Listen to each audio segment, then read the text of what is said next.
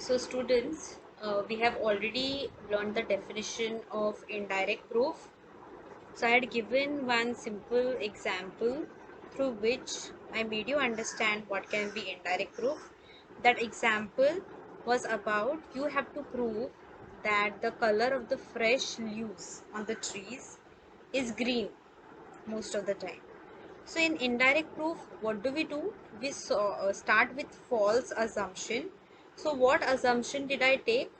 The assumption was the color of the fresh leaves of the tree are black. And then we start proving it right. How do I prove it right? First, I will travel all over India and I will watch each and every plant and I will try to find a plant which will have black leaves. But even though I travel all over India, I did not find any black color leaf of a fresh tree. Then I go to America, then I go to Europe, I go everywhere, but everywhere the color of the leaves which I find is not black. So finally, what did I prove? That I did not find a black leaves or black leaves on the trees. Fresh fresh leaves which are found on the trees are not black. But what did I find? Overall, I found out that the fresh leaves which are there on the trees are green color. So this is how we prove indirectly the theorem. Okay, so indirect proof, let us study an example which is mathematical. Okay, so the statement which is there, a prime number greater than 2 is odd. So like I had told you in previous lecture, prime number which is even number is only one number, which is 2. And other than 2, all the prime numbers are odd. So that statement says that a prime number which is greater than 2 is odd. Now this statement we have to write in conditional statement. So we have to ask this question, when is a given prime number is odd? If the number is greater than 2, right? So we have found out the if part. So write down the conditional statement. If p is a prime number which is greater than 2. Here this first part which we have taken, here p means what? It can take any value. So greater than 2, if we want to take any value of p, it can be 3, it can be 5, p can be 7, p can be 13, p can be 11 also. So p can take any value. So what do we write down? If p is a prime number greater than 2, so that is how we found out, right? We asked the question, when is a prime number odd?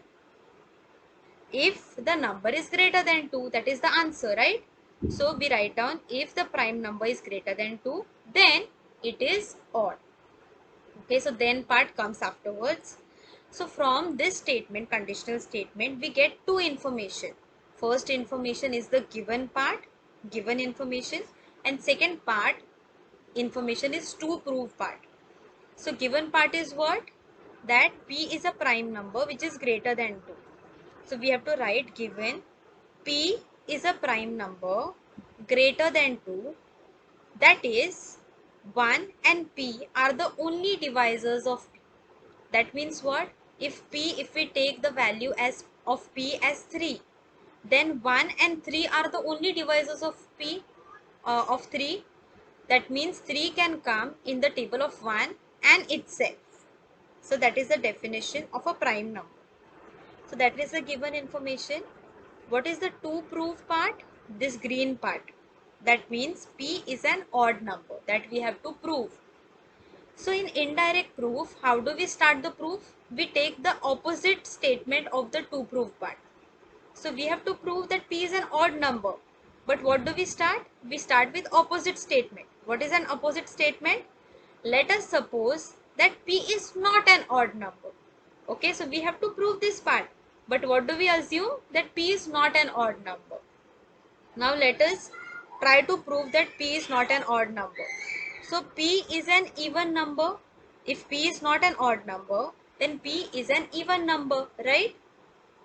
Therefore, a divisor of P is 2, right? If P is an even number, then that even number should be divisible by 2. Like I said in previous lecture, what is an even number? An even number is a number which is divisible by 2. So first what we started with P is not an odd number. So if it is not an odd number, then it is an even number. If it is an even number, then it will have a divisor as 2. It is divisible by 2. We give this statement as statement number 1. But it is given that, so in the given part, what is it is given? P is a prime number which is greater than 2, right? So P is definitely a prime number, but it is greater than 2.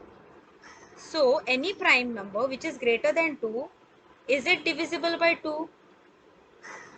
Because any prime number which is greater than 2 is 3, 5, 7. All these numbers are not divisible by 2. And therefore 1 and P are the only divisors of P, right? What is the given part? P is a prime number which is greater than 2, and the divisors of P are only 1 and P, not 2, right?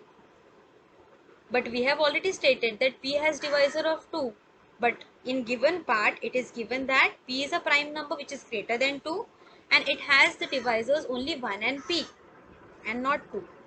So you can see here, first statement says that P has divisor 2, and second statement says P has divisor 1 and P itself, not 2. Both the statements are opposite of each other. They are contradictory to each other. So when we get two statements which are contradictory to each other, that means what? The assumption that we have made, that is not right. Correct? The assumption is wrong. That's why we are getting two different statements which are opposite to each other. So what will be the right statement? The opposite of this assumption. So if we have assumed that P is not an odd number, then what is the opposite of this statement? P is an odd number. So therefore the assumption that P is not an odd number is false. So what is true? That this proves that prime number greater than 2 is odd. That means P is an odd number is right statement. I hope you all have understood. We start with an assumption which is wrong. Then we try to prove it right. But we get two statements which are contradictory to each other, which are opposite to each other. That means whatever assumption we have made at the start of the proof is wrong assumption. So what will be the right assumption? The opposite of this assumption. So if we have assumed that P is not an odd number, then what is opposite to it? That P is an odd number. So hence we prove that P is an odd number. And ultimately the statement will come as, this proves that prime number greater than 2 is odd. That is called as indirect proof.